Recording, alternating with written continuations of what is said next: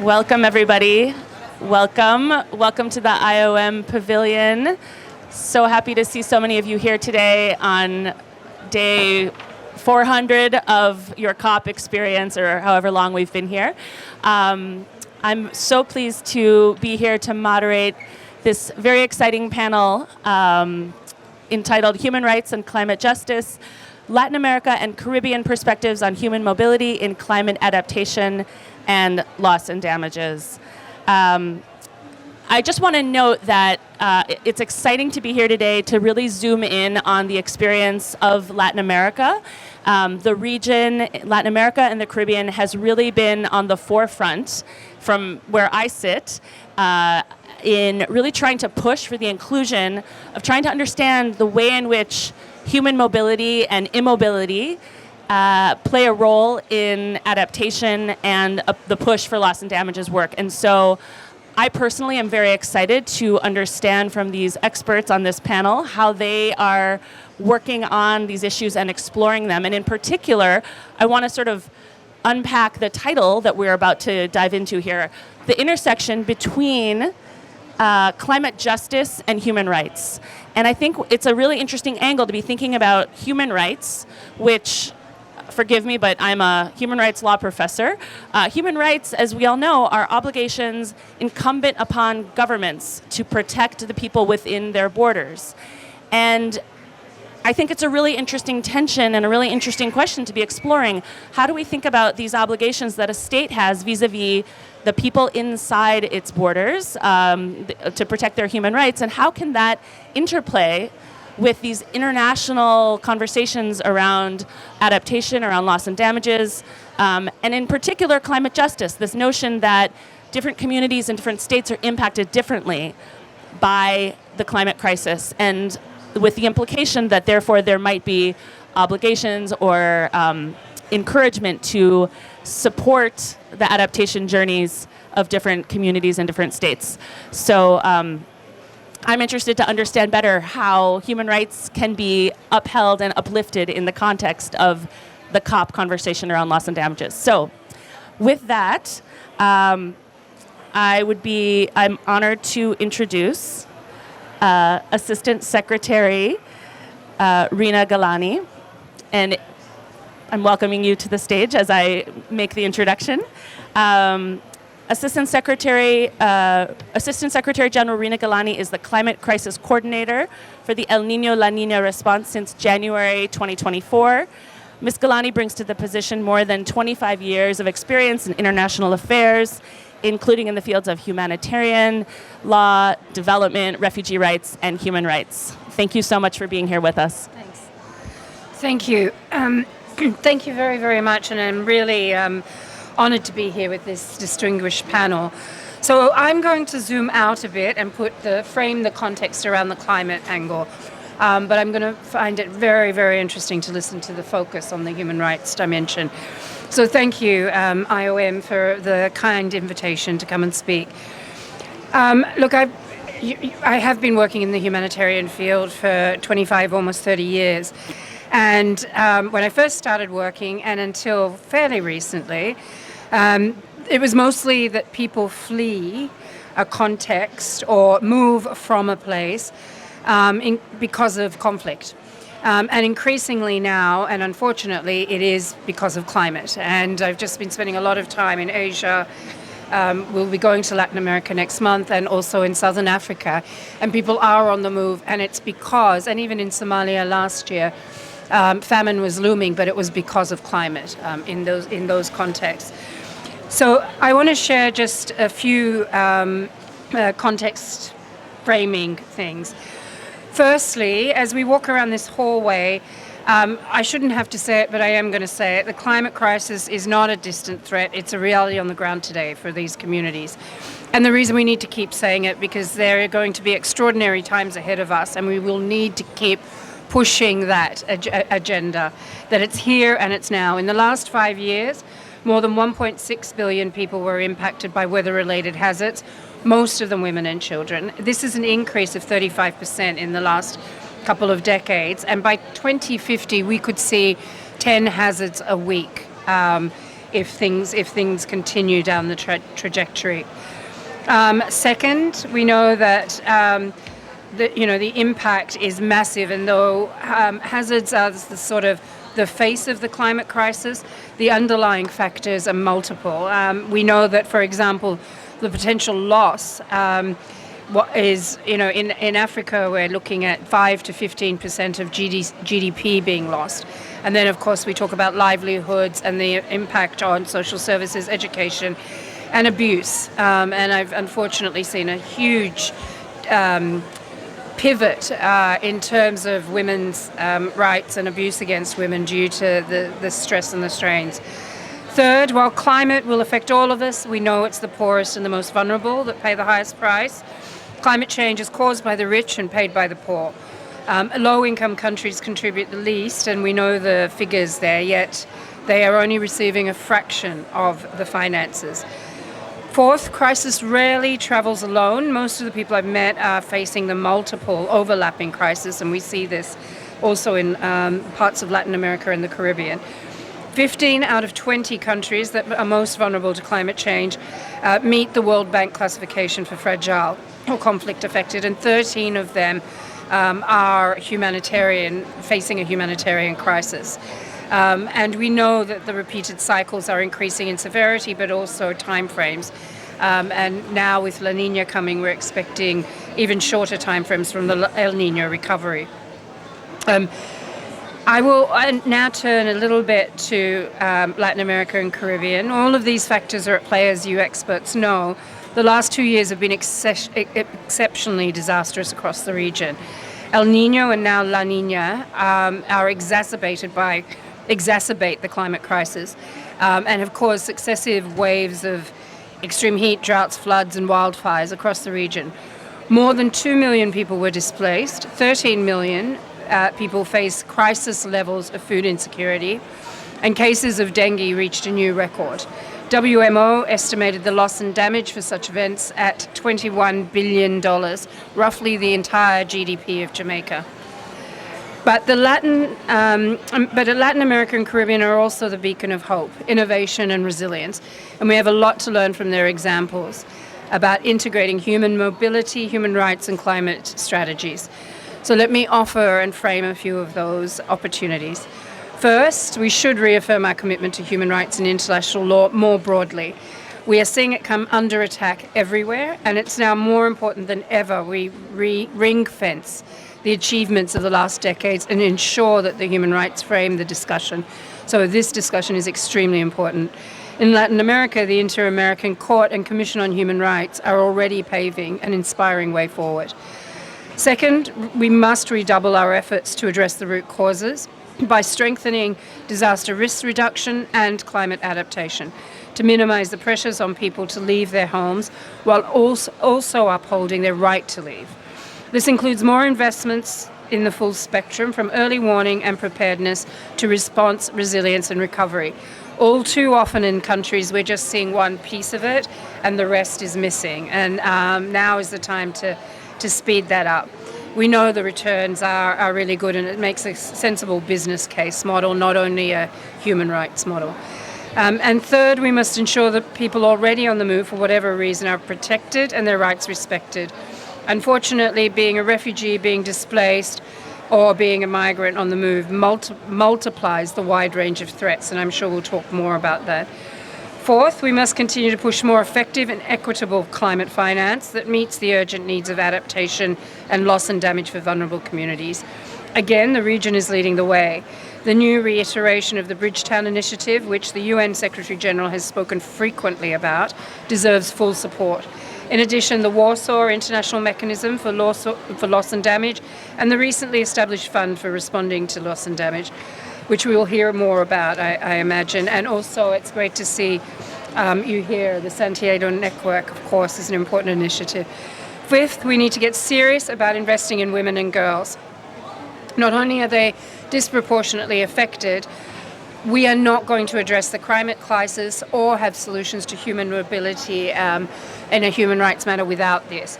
By placing women and girls at the center of our efforts, 100 to 150 million people could be lifted out of hunger, reduce emissions by many gigatons and add trillions to the world economy.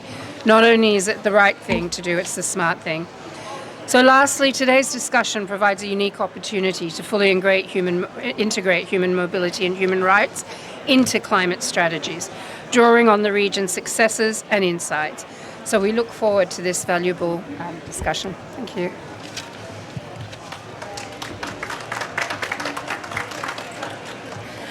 Excellent. Thank you so much for kicking us off with such a provocative overview and highlighting some of the key interlinkages that we should be focused on in our conversation. So with that, I'm excited to launch into our conversation with our esteemed panelists.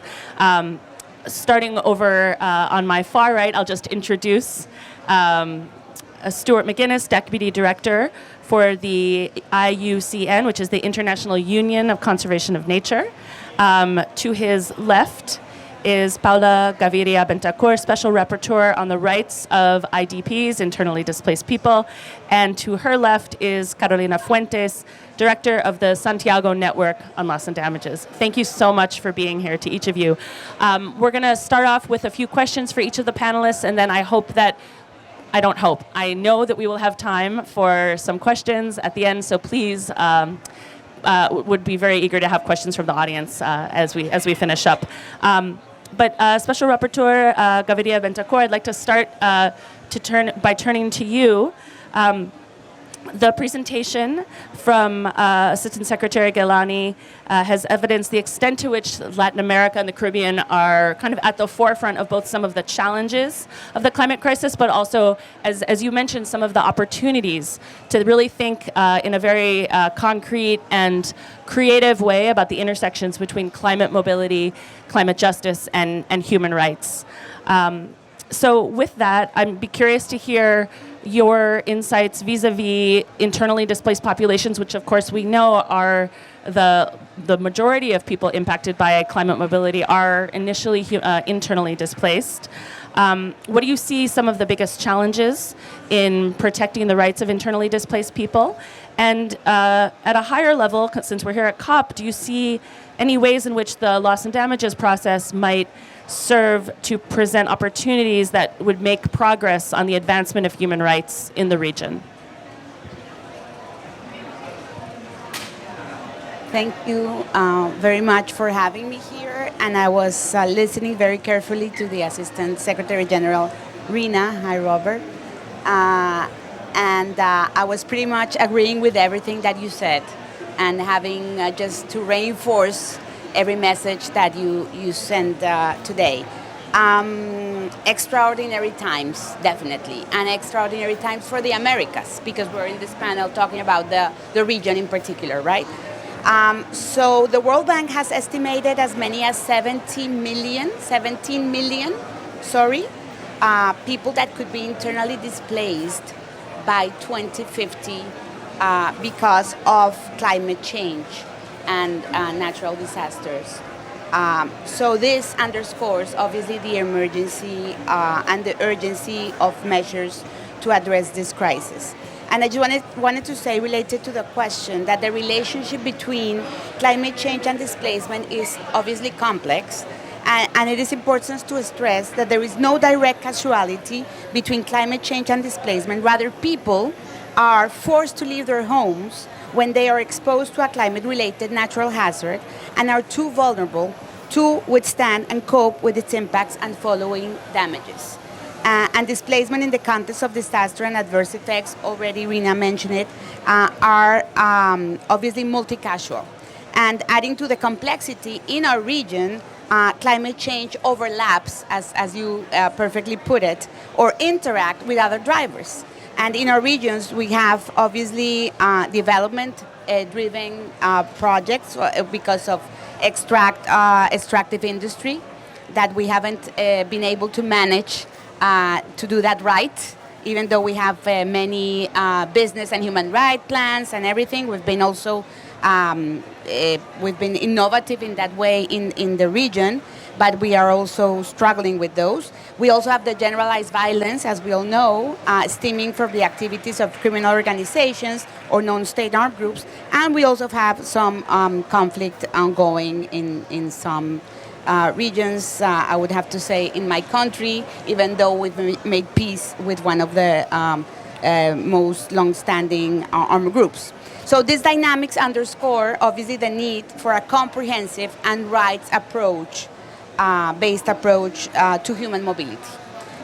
In the context of disaster and climate change, that, in my view, and this is studied by many, can reduce the vulnerabilities to natural hazards and strengthen communities' resilience, which is, I think, it's the most important to address such shocks and establish robust frameworks to provide protection, as you asked, assistance and solutions to displaced persons, and obviously to work on prevention to displacement through early warning mechanisms, to anticipatory action, disaster reduction, climate change mitigation, and adaptation measures. So effective policies should account for the complex and multicultural natural internal displacement of the region.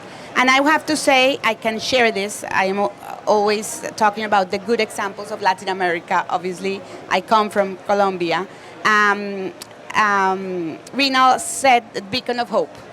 I would like to say beacon of hope as well. We have made important strides to address displacement in the context of disaster and climate change. In July, I had the chance to participate, as Rina was also sharing, in the hearings organized around the Inter-American Court of Human Rights as part of the process to issue an advisory opinion on the obligation of the states and other duty barriers regarding the climate emergency and human rights, including obligations related to human mobility and displacement. So if this is going to happen, which we believe is going to happen because the hearings have been, and the Inter-American Court has been conducting a very serious process around this, this is going to be a historic process. And it's going to be a transformative process by prompting the development of rights-based climate policies across the region, including policies to address human mobility. This should be happening in the medium term. These decisions take some time, but this is going to be an important framework for the region.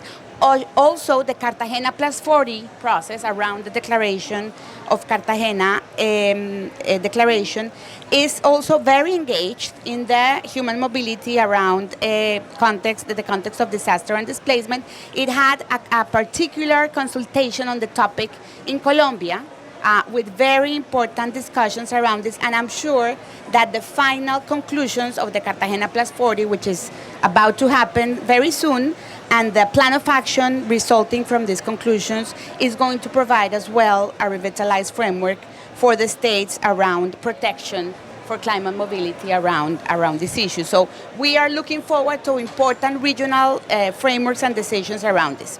At national level, I am very pleased to learn that nearly 2/3 of the NDC in the regions address human mobility in some form, as do the majority of the NAPs that have been submitted in the region. And so this is also a strong statement of the region's awareness of the displacement in the context of adverse effects of climate change. Obviously, I would encourage, as I always do, this is part of the role of the mandate, that countries that haven't already adopted their national plans do adopt them and build upon the commitments that these commitments and develop obviously practical, effective strategies for their implementation.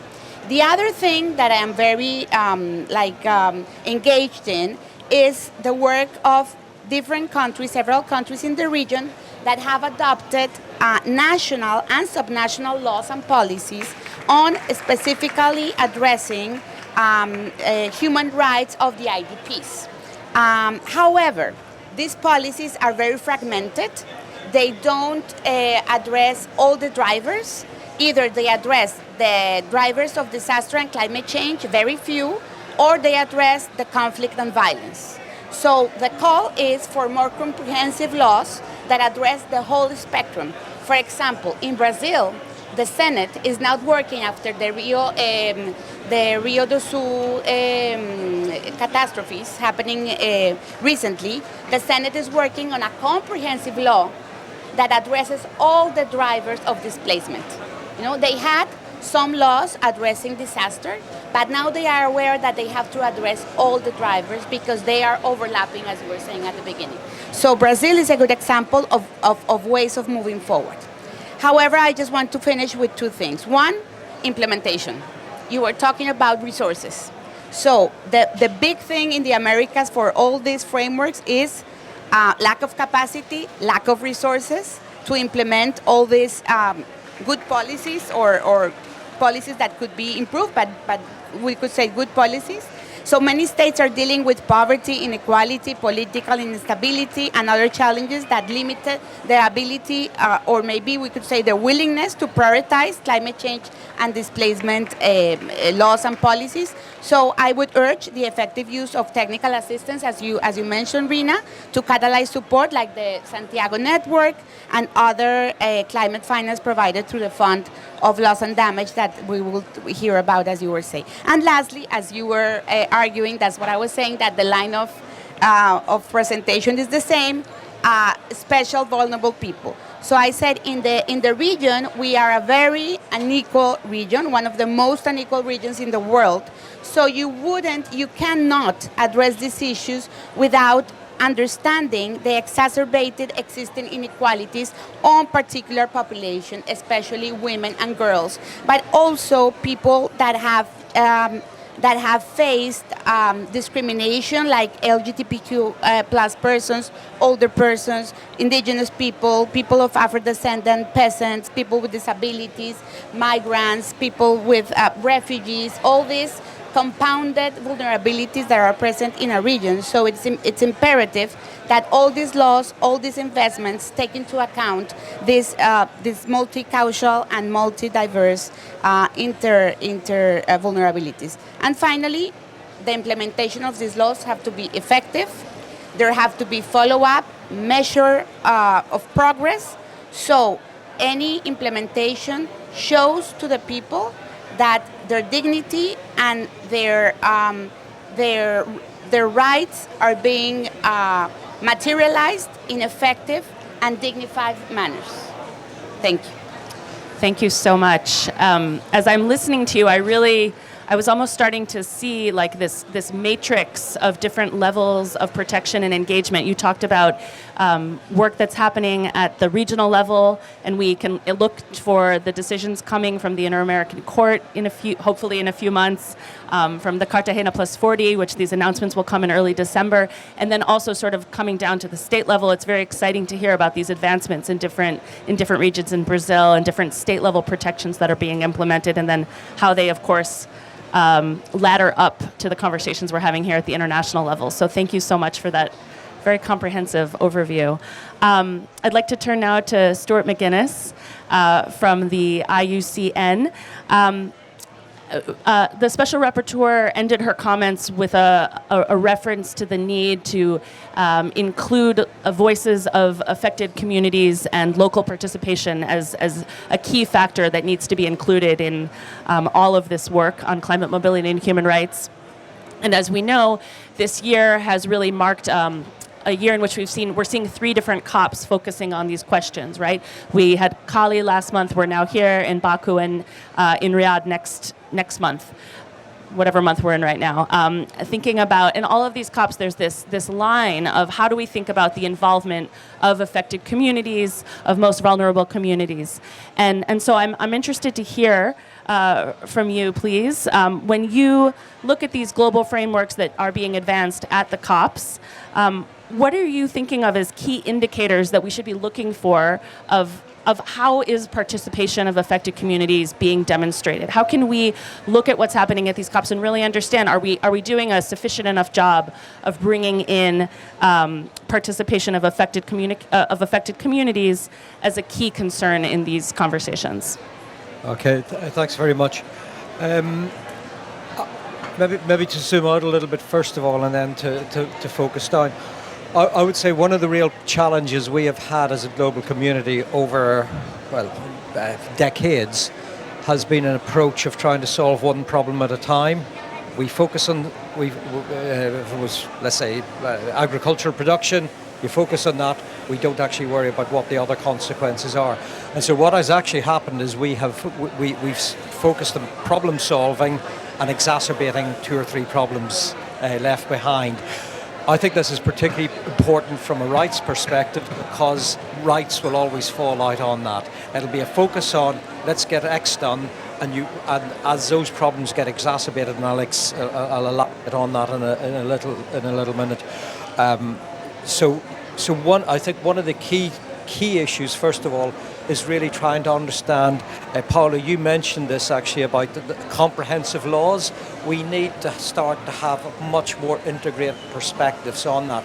Affected communities don't see climate change, land degradation, biodiversity loss. This is all actually impacting on their ways of living. And so so to me, actually, I'd say very first and foremost, there is a need to get a much more coherence, much more integration across how we're approaching these issues. Not to consider climate change over there, land degradation over there. We need to see that coherence. The other thing then, one of the I don't like listening to myself speak. It's better. One of the that is in all the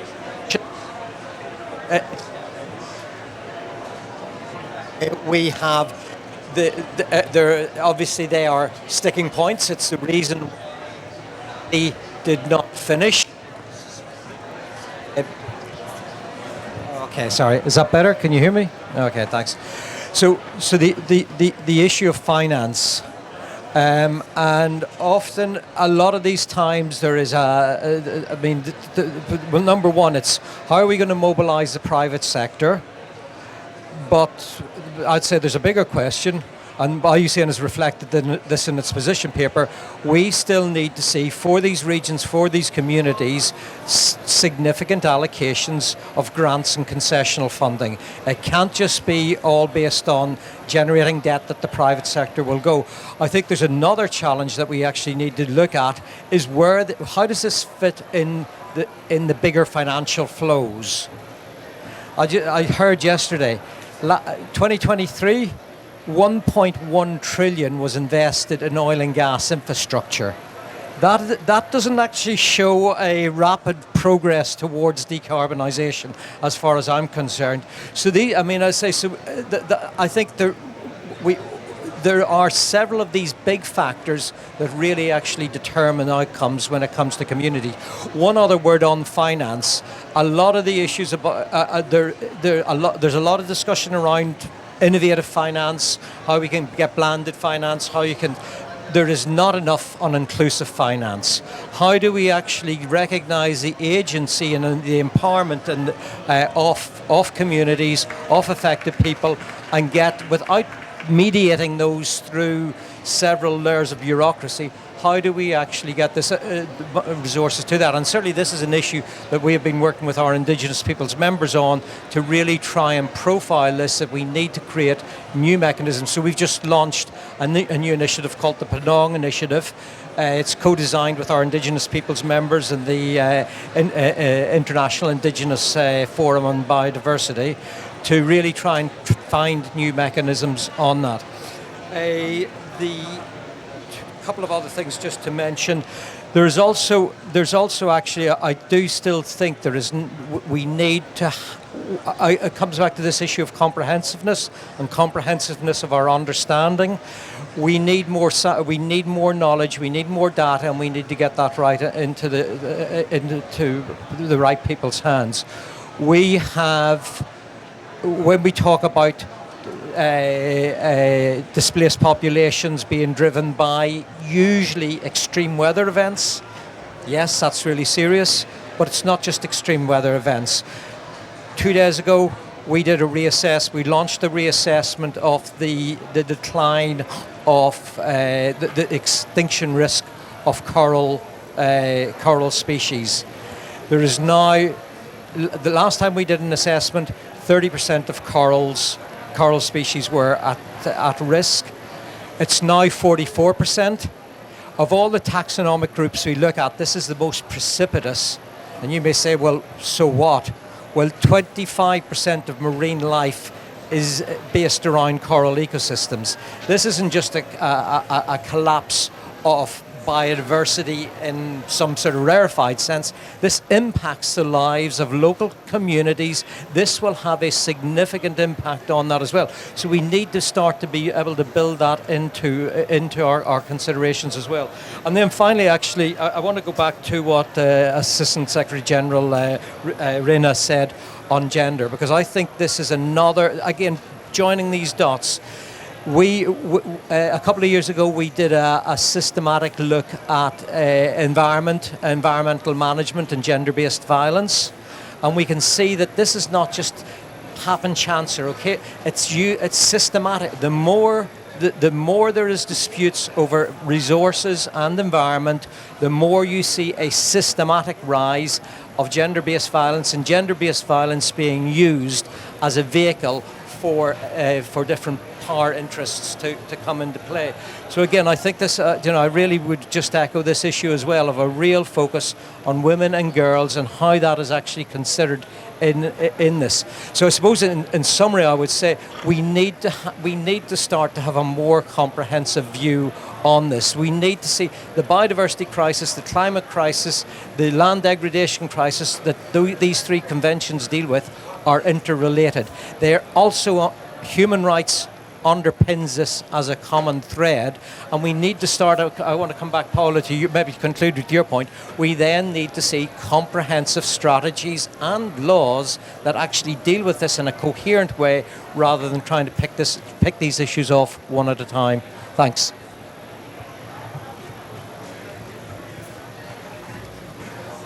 Thank you so much. Hopefully you can hear me.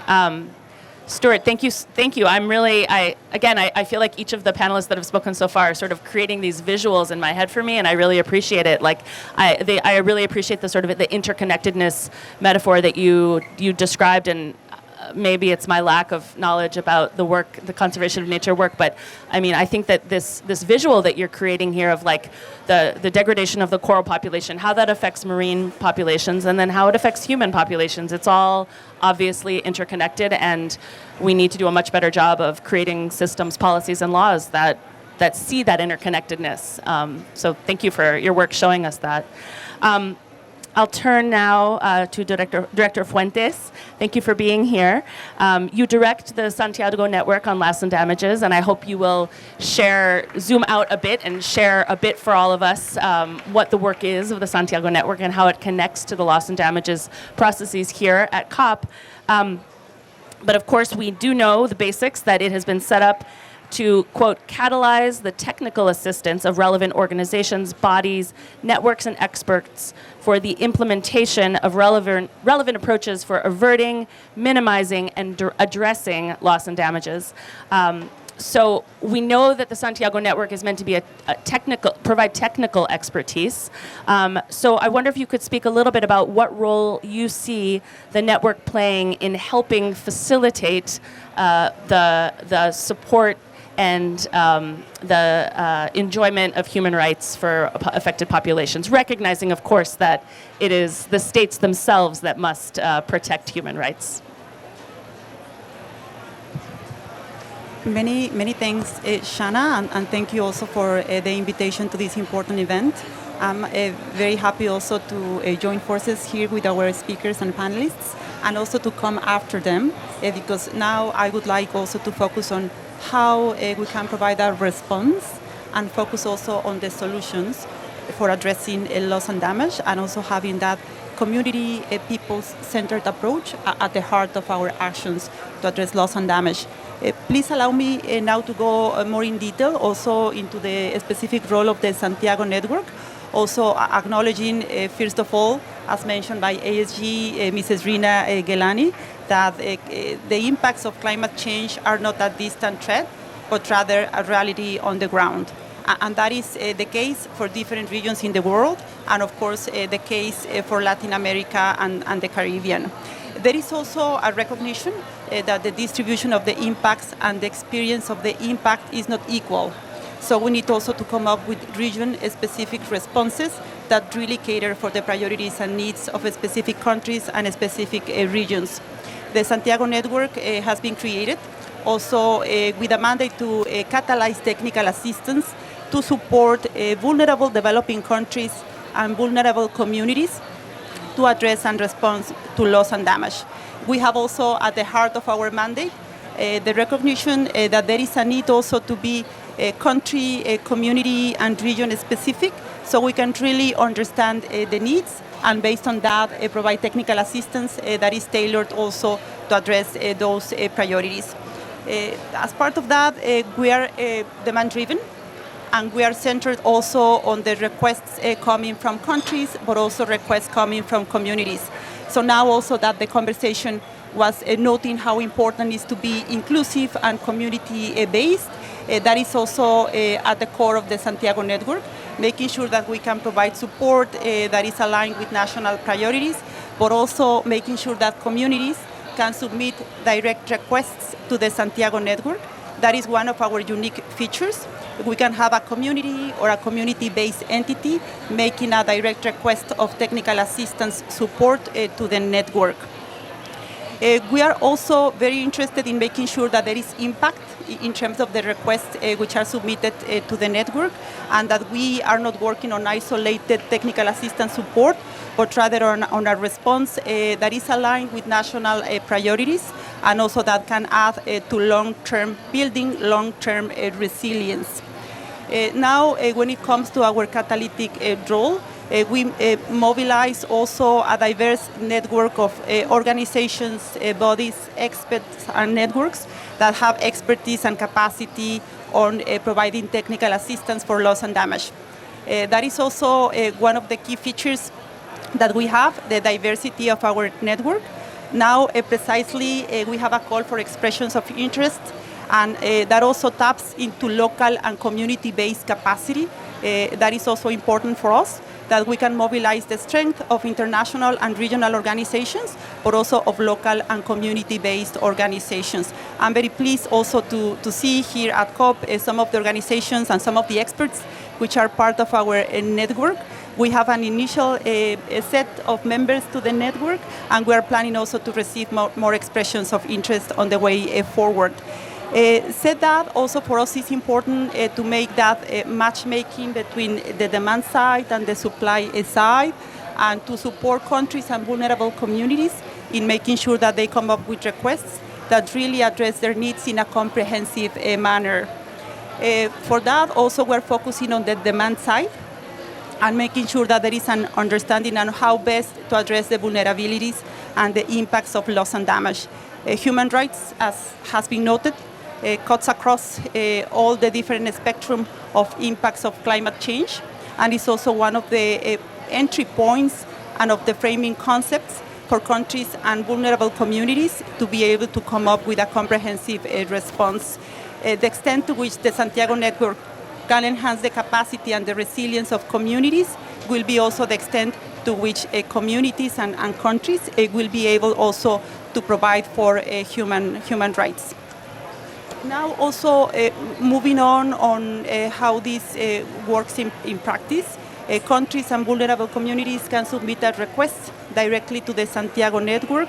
This request is translated into a call for proposals, and that call for proposals is then made available to members in the network for them also to identify the capacities that they have and how that aligns with the request of support that has been made available in the call for proposals. There is an assessment also of the providers of technical assistance, so we ensure that the country and the community is provided with a fit-for-purpose provider of technical assistance that can best respond to their demand. Now, also for us it's important that this process is inclusive, and that inclusiveness also implies that vulnerable communities and groups are part of the design of the request. We will be also engaging very closely with countries and communities in the design of the requests, so we can have requests that effectively address their needs. This is also reflected in our operational guidelines. That is one of the progress that we are reporting this time around to the COP. The operational guidelines for us to provide technical assistance are in place. We have the guideline for technical assistance requests, the guideline for members to join the network, and that will also position the Santiago network in a good place for us to start rolling out technical assistance already this year and rolling out the full program in 2025. Now, also in terms of inclusiveness, for us it's important also that communities and vulnerable populations are part of the decision-making process. We have representation in our board, in our advisory board, of women, youth and children, and also of indigenous peoples. That also helps us in making sure that the policies and the framework of the Santiago network is duly aligned with the voices of different stakeholders. And also we're making sure that when a request is designed, there is also support for that request to come up from a process of consultation that takes place within the country and at the national level. So we're very pleased also that the Santiago network will be catering for a full range of support. And as mentioned as well, there is a need for a comprehensive response that goes from the anticipatory actions and preparedness, but also goes to the recovery aspects that need to be provided for. So we can support the full cycle of technical assistance from anticipatory action to recovery, and also making sure that we support countries and communities coming up with a comprehensive plan for addressing loss and damage. We are also articulating with different pieces of the support for loss and damage landscape to make sure that we play that enabling role in enabling access also to finance for countries and communities through the technical assistance that is provided. And of course, we firmly believe that enhancing resilience will improve also the provision for human rights at the country and also at the community level. Many thanks. Wonderful. Thank you so much for that overview. I think this matchmaking or the interlocutor role that the Santiago Network plays sounds to be an incredible added value, in particular building those bridges between community members, stakeholders, and really creating opportunities for intervention and engagement and technical assistance at, as you mentioned, sort of all the different parts of this continuum of people's interaction with the climate crisis, whether it be anticipatory or responsive. Thank you so much. I think we have time now for some questions from the audience. We've got about 5 minutes, and then we will turn to our closing remarks. But I'm going to slowly look around the room to see if people have questions. Steve. Yes, it's for Carolina. So you mentioned the Santiago Network being demand-driven, also inclusive, which is great. I wonder whether you also suggest how to make approaches follow best practices, more comprehensive.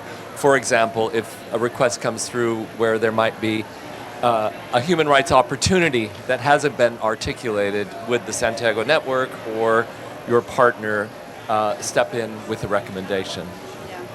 Yes, no, many thanks for that question that is also related to the specific request for technical assistance. Once a technical assistance request is submitted, we engage closely with the requester of support, also to make sure that the request is aligned to their priorities. Once we have a request that has come through, and we just have the experience as well with one request that we have received, and we are engaging very closely with the requester of support to make sure that we come up with a call for proposals that is reflective of the needs at the national level.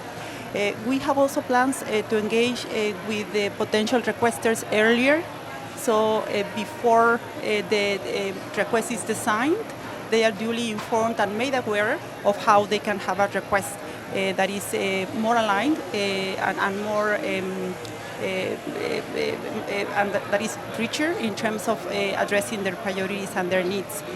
We're planning also to make available knowledge products and technical guides to make sure that they have the information available before they prepare a request.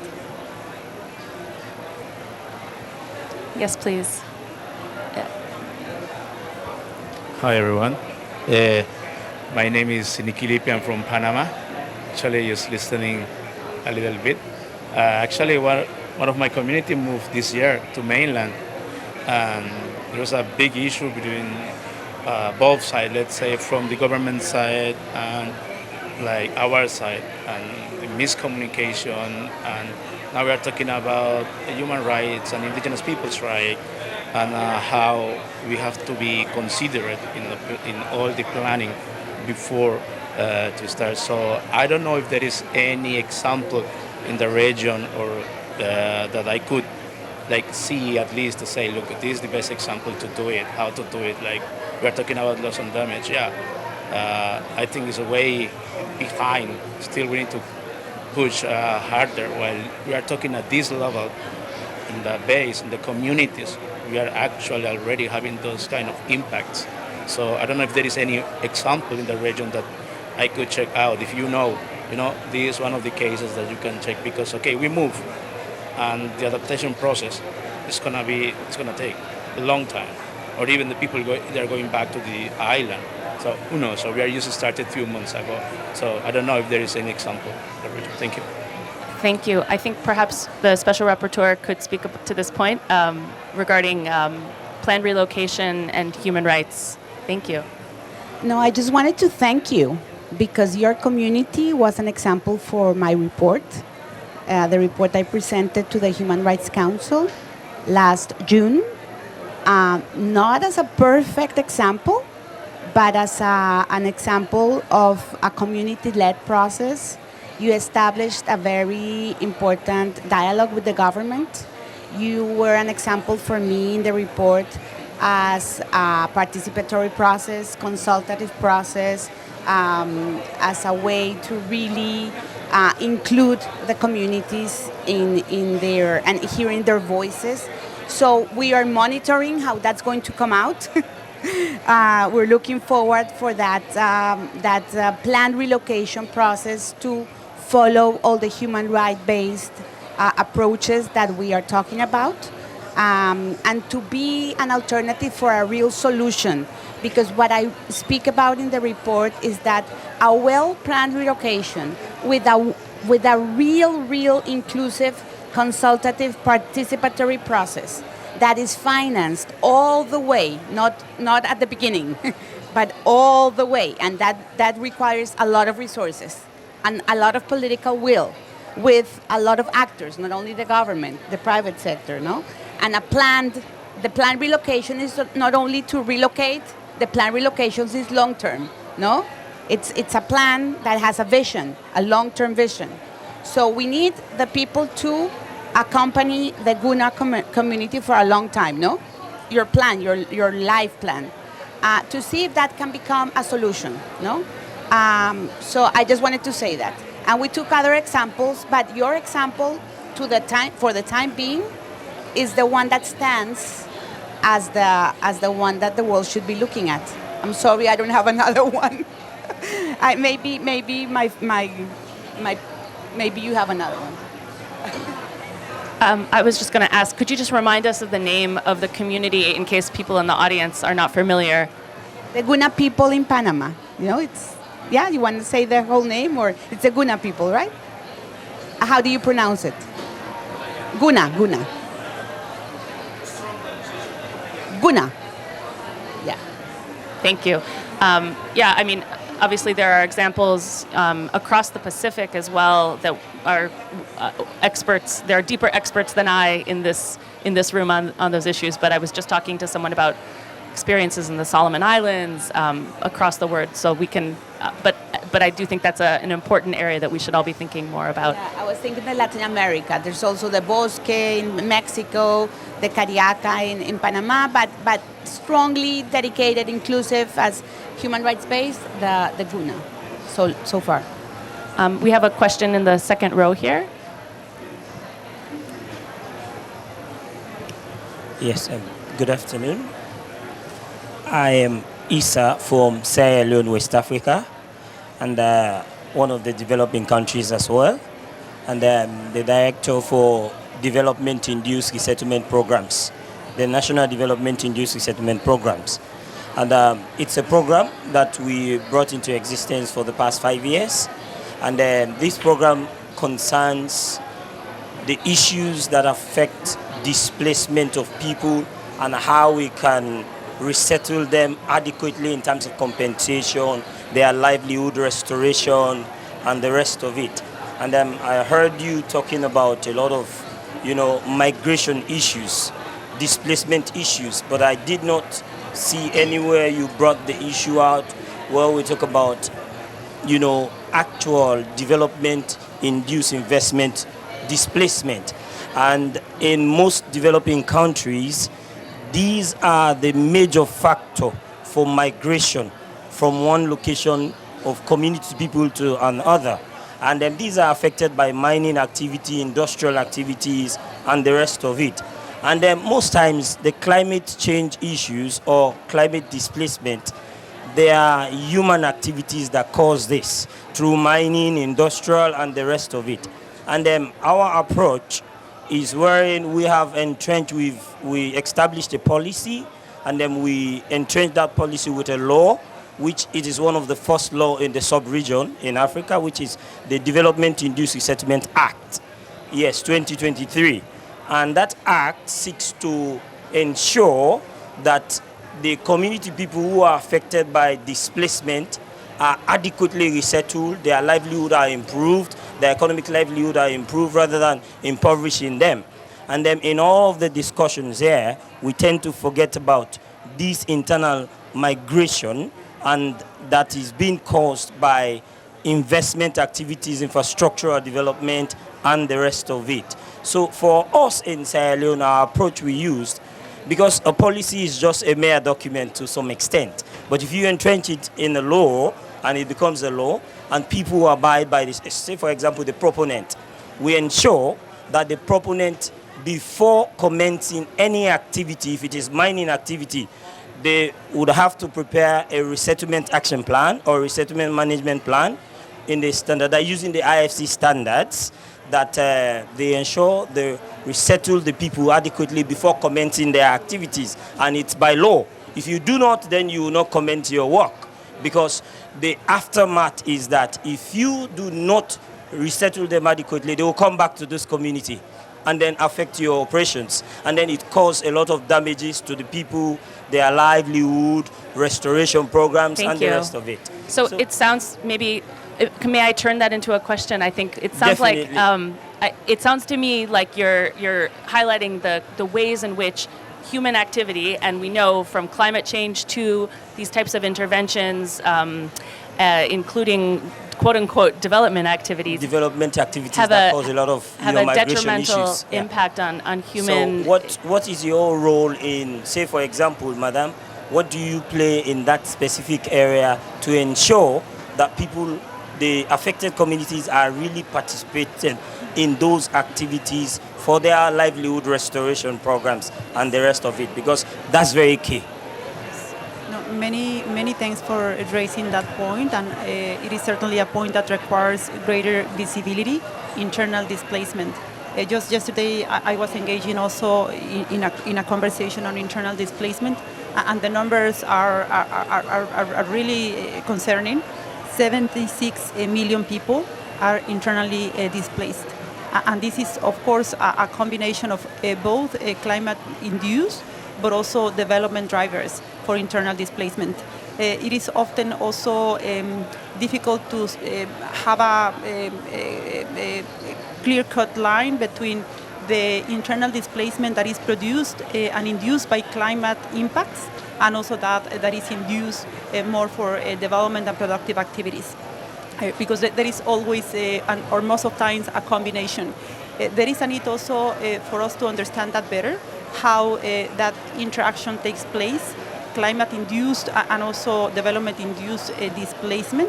And for that, we can also assist in terms of the development of data, knowledge, and also information and awareness raising. So the country has that information available for them also to come up with the proper framework in terms of policies, in terms of laws, in terms of institutions that can also help with internal displacement. We can also provide TA to support durable solutions that are long-term and that cater also for the relocation of internally displaced populations in terms of them having the right services and the right conditions for them to duly relocate after internal displacement. Very happy to continue the conversation, but yes, that is something that we support. Thank you so much.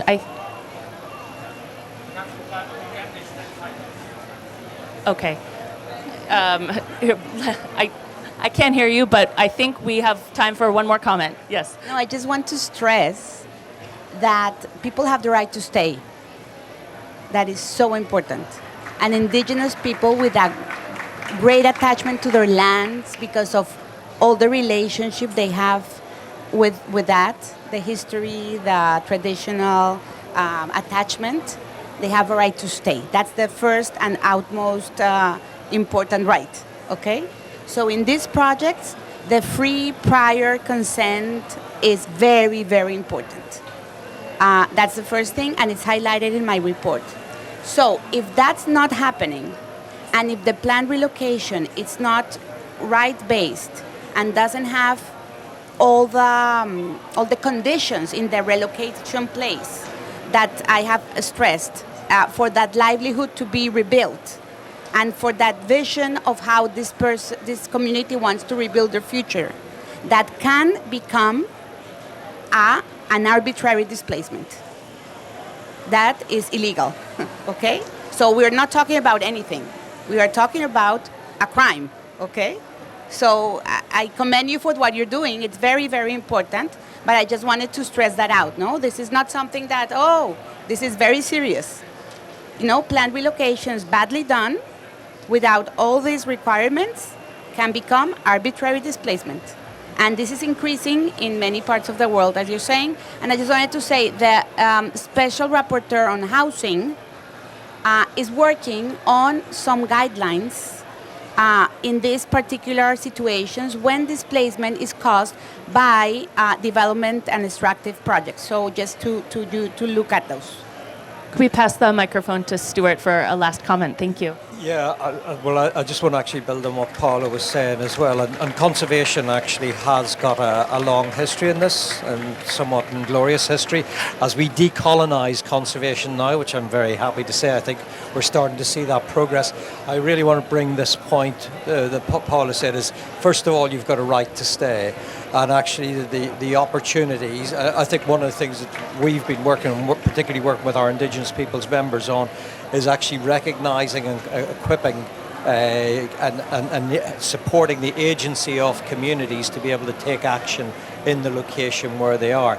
Sometimes, of course, that will not be possible, and especially when one features in climate. But I really want to echo what you said, that first and foremost, if we want to live to a rights-based approach, it's actually that the choice and the agency of communities is absolutely respected. And the first option is how can they actually be accommodated in those locations. Second point I wanted to make, which say that's sort of beyond climate as such. Second point actually just on internal displacement, which I think is just to flag up as well, and we've seen this quite a lot now in Eastern Africa, I would say, I imagine elsewhere, is it's not just a question of a permanent displacement, there's also temporary seasonal displacements that come, and we saw major issues in northern Kenya around Laikipia with lots of conflict between communities because of drought situations. So I think when we anticipate, it's not just about anticipating movements on a more permanent or semi-permanent basis, but also actually the risks of seasonal displacement and what that can actually cause and how that can undermine and bring rights of different groups in conflict with each other. Thanks. Absolutely. Thank you so much. Such important points.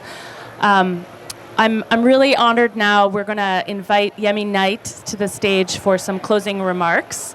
Yemi is the co-founder and, I should mention first, IOM Youth Representative and co-founder of Anchor Bridge Environmental Incorporated, which is a Barbados-based organization focused on climate justice with a specific focus on vulnerable communities. So thank you so much for sharing your remarks with us.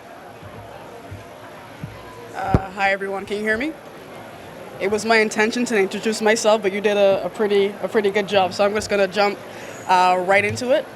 We discussed many things today, and we know that climate mobility occurs for various reasons. It's environmental degradation. People move for various reasons, actually. Discrimination, environmental degradation, conflict, but we find that these things happen in tandem.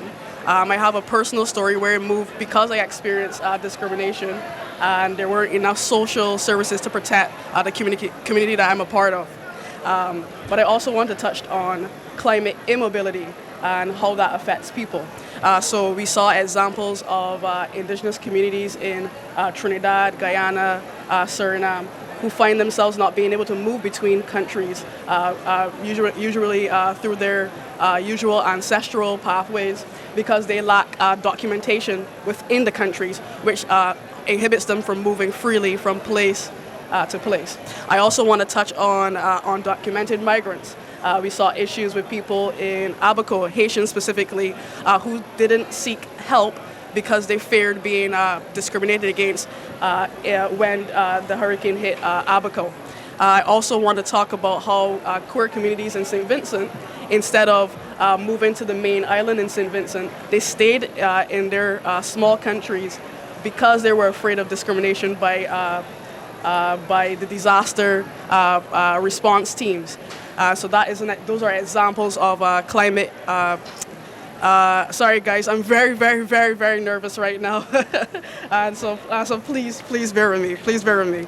I also want to speak about how women were not able to move freely in St. Vincent when the volcano erupted because they feared gender-based violence in shelters. So when we speak about climate mobility, we also have to speak about climate immobility and how that impacts people. There is a right to stay, but there's also a right to move. And so we all absolutely have to consider these issues. I also would like to talk about, sorry guys, I'm so sorry. We're discussing loss and damage funds. And a major issue is that most countries in the English-speaking Caribbean, at least, have discriminatory immigration laws whereby they bar the movement of LGBTQ people from coming in to the countries, but also the movement of people with disabilities within these countries. Though they say that these laws are not enforced, we have seen examples of where the immigration officer, at their own discretion, decide not to allow entry of people. So what I'm trying to communicate here is that if we already have existing discriminatory laws, when it comes to mobility, we have to do a top-down process where we have to change already existing discriminatory laws, and then we can start addressing climate mobility and climate-specific migration laws and policy, as in the two have to work together. And we also hope and can hope that this shifts how the public perceives and treats these vulnerable communities. A last thing I would like to touch on is an issue that I've encountered myself, is that whenever I approach these topics with certain government, certain institutions, they always say that there's a lack of data, and that is true. There's a lack of data regarding the LGBTQ community. There's no census, especially within the English-speaking Caribbean. Our census do not document LGBTQ individuals, and therefore, how do we provide programming specific for these communities? And that extends to people with undocumented migrant status. People do not want to give up information about their migrant status out of fear of forced deportation, et cetera, et cetera. So we need to collect robust data on these individual communities so that we can have specific measures put in place to take care of these communities. Otherwise, what are we doing? And I mentioned loss and damage because then how can these funds trickle down to the communities that need it the most if the individuals who release these funds may have their own biases that may impact who gets the money and when? So these are lots of things I would like to touch on. And to close up, I'm just going to plug myself here with the IOM, with support of the IOM. I constructed a policy brief that deals with LGBTQ inclusions in disaster planning that gives recommendations and also provides the gaps to these issues. And I was speaking to Pablo about this recently, I would love to expand this work to include people with disabilities, people with chronic illnesses, et cetera, et cetera. And I know there are a few people on the panel right here who can, I would love to collaborate with you all. That's essentially what I'm saying. Anyway, thank you.